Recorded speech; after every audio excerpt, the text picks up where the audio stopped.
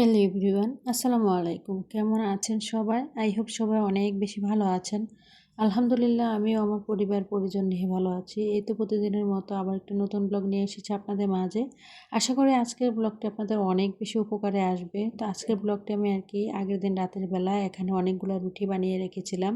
তো রুটিগুলো এখানে ফ্রোজেন করে এখন নর্মাল ফ্রিজে রেখে দেবো। আর আপনাদেরকে অবশ্যই একটা টিপস দিই, এই যে রুটি রাখার সময় এরকম বক্সে করে রাখার আগে অবশ্যই রুটির উপরের দিকে একটা টিস্যু দিয়ে রাখবেন। এতে করে কিন্তু ফ্রিজের যেই নর্মাল তাপে দেখা গিয়েছে অনেক সময় ঘেমে রুটির মধ্যে পানিগুলো লেগে যায়। এতে করে কিন্তু রুটি আর ভালো থাকে না। অবশ্যই একটা টিস্যু দিয়ে রাখলে আসলে উপরের পানিটা আর রুটির মধ্যে চলে যায় না। তো যাই হোক, পরের দিন সকালবেলা চলে এসেছি এখানে সকালে নাস্তা রেডি করার জন্য। তো আজকে সকালবেলা আগের ভিডিওতে হয়তো দেখেছিলেন আমি সেমাই রান্না করেছিলাম। তো আমার কাছে দেখা গিয়েছে যে রুটি দিয়ে সেমাই খেতে অনেক বেশি ভালো লাগে। সেমাই দিয়ে রুটি খাওয়া বা সুজি দিয়ে, হালুয়া দিয়ে, এইগুলা দিয়ে আসলে রুটি খেতে আমার অনেক বেশি পছন্দ। তবে আমার বাচ্চারা এরকম খাবার পছন্দ করে না। ওদের কিন্তু একটু মিষ্টি জাতীয় খাবারের চেয়েও কিন্তু ঝাল জাতীয় খাবারটা অনেক বেশি পছন্দ। তো যাই হোক, এখানে ছেলের জন্য এখানে একটা ডিম পোস্ট করে নিচ্ছি। আর আমি রুটি দিয়ে সেমাই দিয়েই খেয়ে নেব। তো যাই হোক, ভিডিওর এই পর্যায়ে এসে যে সকল প্রিয় মিষ্টি আপুরা আমার ভিডিওটি দেখছেন, প্লিজ ভিডিওটিতে একটি লাইক দিয়ে অবশ্যই কন্টিনিউ করবেন। আর যারা অলরেডি এই কাজটি করে দিয়েছেন তাদেরকে জানাই অসংখ্য ধন্যবাদ। আর আজকে যারা আমার চ্যানেলে নতুন জয়েন হয়েছেন, আমার ভিডিওর কোনো অংশ বা কথা বা কাজ কোনো কিছু যদি আপনাদের মনের ভিতরে এতটুকু ভালো লেগে থাকে, তাহলে প্লিজ চ্যানেলটি সাবস্ক্রাইব করে পাশে থাকা বেল বাটনের অল অপশনটি প্রেস করে দেবেন, যাতে করে আমি কোনো নতুন ভিডিও ছাড়ার সাথে সাথে আপনাদের কাছে নোটিফিকেশন চলে যায়। আপনারা আপনাদের সময় সুযোগ করে দেখে নিতে পারবেন। আর ইদানিং দেখা গিয়েছে আমার চ্যানেলে কিন্তু নতুন নতুন আপু ভাইয়ারা জয়েন হচ্ছেন। তো প্লিজ সবাই আমাকে একটু সময় দিবেন, আমি যেন 24 ঘন্টা সময় মেনে আপনাদের চ্যানেলে চলে যেতে পারি। আর যদি এটা না হয়, দেখা গিয়েছে 2-3টা ভিডিও দেখে পরপর কমেন্ট করবেন, তাহলে আমি বুঝতে পারবো যে এই আপুটা আমার চ্যানেলে নতুন এসেছে। আমি আইডি দেখলেও অনেক সময় দেখা যায় ব্যস্ততার কারণে যেতে পারি না। তো 2-3 দিন যদি পরপর ভিডিও দেখেন বা কমেন্ট করেন, তাহলে অবশ্যই বুঝতে পারি যে না, আপুটা আমার এতগুলো ভিডিও দেখেছে, অবশ্যই তার চ্যানেলে যাওয়া উচিত। তো প্লিজ সবাই একটু আমাকে সময় দেবেন। যেহেতু আমি একা হাতেই আমার সংসারে কাজকর্ম সব কিছু আসলে সামলাতে হয়, আর আমার ছোট বাচ্চা আছে, তারপরে দেখা গিয়েছে আপনাদের ভাইয়া যেহেতু দেশের বাইরে থাকে, তো আমাকে তো কিন্তু একা হাতেই যেহেতু আমার সংসার থেকে শুরু করে ছেলে মেয়ে, ইউটিউবিং সব কিছু সামলাতে হয়। প্লিজ সবাই আমাকে একটু সময় দেবেন। তো যাই হোক, চলে আসি ভিডিওর মূল টপিকে। স্বামীর অল্প ইনকামে কম খরচে সংসার চালানোর 5টি উপায় আজকে আপনাদেরকে বলবো। অবশ্যই আশা করি ভিডিওটি আপনাদের অনেক বেশি উপকারে আসবে। আর এই উপায়গুলো যদি মেনে চলেন, তাহলে কিন্তু প্রতি মাসে আপনাদের 2 থেকে 3 হাজার টাকা সঞ্চয় করা অবশ্যই করতে পারবেন। আমরা যেহেতু মধ্যবিত্ত, আসলে সব দিক ভেবে চিন্তে হিসেব করেই কিন্তু আমাদেরকে আমাদের সংসার থেকে শুরু করে সব কিছু পরিচালনা করতে হয়। তাই প্রথম যে উপায়টি, সেটা হচ্ছে আমি মনে করি প্রতিটা গৃহিণীকে প্রতি সাপ্তাহিক একটা খাবারের নির্দিষ্ট রুটিন করতে হবে। নির্দিষ্ট একটা খাবারের রুটিনই পারে কিন্তু আপনার সংসার খরচটা অনেকটাই কমিয়ে ফেলতে। আপনি সপ্তাহে কয়দিন মাছ রান্না করবেন, কয়দিন মাংস রান্না করবেন, কয়দিন সবজি রান্না করবেন, কয়দিন আলু ভর্তা, ডাল এভাবে করে রান্না করবেন। তার যদি প্রতি সপ্তাহে সপ্তাহের শুরু থেকে যদি শেষ পর্যন্ত প্রত্যেক দিন কি রান্না করবেন না করবেন, এগুলো যদি আগে থেকে একটা নির্দিষ্ট বাজেট প্ল্যানিং করেন বা নির্দিষ্ট একটা রুটিন তৈরি করেন, এত করেও কিন্তু দেখা গেছে আপনার সংসারের অনেকটা খরচই কমে যাবে। আমরা যদি প্রতি সপ্তাহে যদি 2 দিন মাছ, 2 দিন মাংস, আর বাকি যেই 3 দিন থাকে, তো ওই 3 দিন যদি আমরা শাক সবজি ডাল ভর্তা এগুলো দিয়ে আসলে সময়টা কাটিয়ে দিই বা সপ্তাহটা কাটিয়ে দিই, এতে করে দেখা গিয়েছে আমাদেরই কিন্তু সংসার খরচটা অনেকটাই কম হবে। আর এতে করে কিন্তু আমাদের প্রতি মাসেই কিন্তু চাইলে আমরা এখান থেকেও কিন্তু কিছু কিছু করে অল্প অল্প করে কিন্তু মোটা অঙ্কের টাকা পয়সা কিন্তু সঞ্চয় করতে পারি। তারপরে দ্বিতীয় যেটি উপায়টা, সেটা হলো জ্বালানির অপচয় না করা। আমরা অবশ্যই রান্নার আগে থেকে রান্না করার আগে আমরা সকল গৃহিণীরা যদি আগে থেকে সব কিছু কেটে কুটে ধুয়ে পরিষ্কার করে সব কিছু চুলার পাশে নিয়ে একদম রান্না করার সময় চুলার পাশে নিয়ে রেখে দিই, এতে করে দেখা গেছে আমরা যারা গ্যাসের মধ্যে রান্না করি, এতে করে কিন্তু রান্নাটা খুব তাড়াতাড়ি হয়ে যায়, আবার গ্যাসও গ্যাসেরও কিন্তু অন্য দিক দিয়ে অপচয় হয় না। আবার অন্য দিক দিয়ে দেখা গিয়েছে যে মানে আমরা যদি খাবারটা একটু ঢেকে রান্না করি তাহলে খুব তাড়াতাড়ি কিন্তু সিদ্ধ হয়ে যায়। তো এভাবে করে রান্না করলে কিন্তু দেখা গিয়েছে যে গ্যাস খরচটাই কিন্তু আমাদের অনেকটাই কমে যায়। এতে করে কিন্তু আমাদের গ্যাসটাও কিন্তু অনেকটাই সংরক্ষণ হয়। এখন বর্তমান সময়ে এসে গ্যাসের যে পরিমাণে দাম, সব জায়গায় নাকি গ্যাসের দাম অনেক বেশি। তাই আমাদের সবাইকে কিন্তু সচেতন হতে হবে।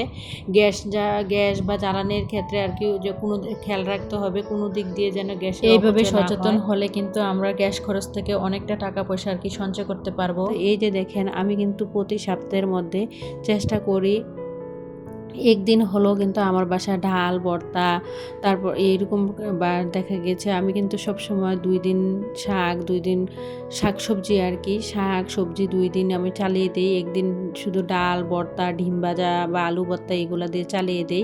আর সপ্তাহে 2 দিন দেখা গিয়েছে মাছ রান্না করি আর দেখা গিয়েছে 2 দিন মাংস রান্না করি। এতে করে কিন্তু আমার পুরোটা সপ্তাহে কিন্তু চলে যায়।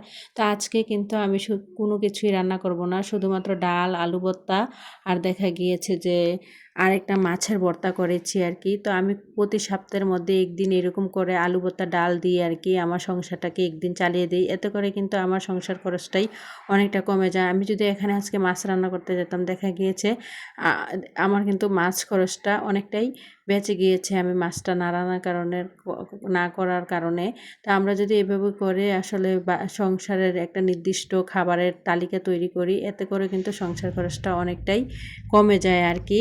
তারপরে 3 নম্বর যে উপায়টা সেটা হচ্ছে আসলে আমি মনে করি কি আমাদের আশেপাশে যারা গ্রামের মধ্যে থাকি বা যাদের নিজস্ব শহরে থাকার পরও নিজস্ব জায়গা আছে বা নিজস্ব দেখা গিয়েছে বাড়ির ছাদ আছে, তারা চাইলে কিন্তু আমরা ছাদের মধ্যে বিভিন্ন রকমের শাকসবজি আসলে মানে ফলাতে পারি। আর সেখান থেকে কিন্তু দেখা গিয়েছে আপনার সংসারে যে কাঁচা একটা শাকসবজি বাজার থেকে কিনে আনা হতো ওই শাকসবজিটা আর কিনে আনতে হয় না। এতে করে দেখা গিয়েছে আপনার সংসার খরচটাই কিন্তু অনেকটাই কমে যায়। আর এখান থেকেও কিন্তু আপনার প্রতি মাসে অনেকটা টাকা পয়সা সঞ্চয় হয়। ধরেন ছাদ থেকে আজকে কিছু শাকসবজি তুলে রান্না করলেন, দেখা গেছে ওই দিন আর বাজার থেকে কোনো কিছু কিনে আনতে হবে না। তো ওই দিনের যে নির্দিষ্ট একটা আপনার বাজার খরচ চলে যেত ওই টাকাটা কিন্তু আপনি চাইলে প্রতি মাসেই কিন্তু আসলে সঞ্চয় করতে পারেন। তো এভাবে করে আমরা যদি একটু হিসেব করে বুদ্ধি করে চলি তাহলে প্রতিটা অংশ থেকে যদি 100 থেকে 200 টাকা করেও যদি আমরা বাঁচাই মাস শেষে দেখা গিয়েছে এভাবে করে আমরা কিন্তু 1000 থেকে 2000 এরকম টাকা পয়সা কিন্তু সঞ্চয় করতে পারি।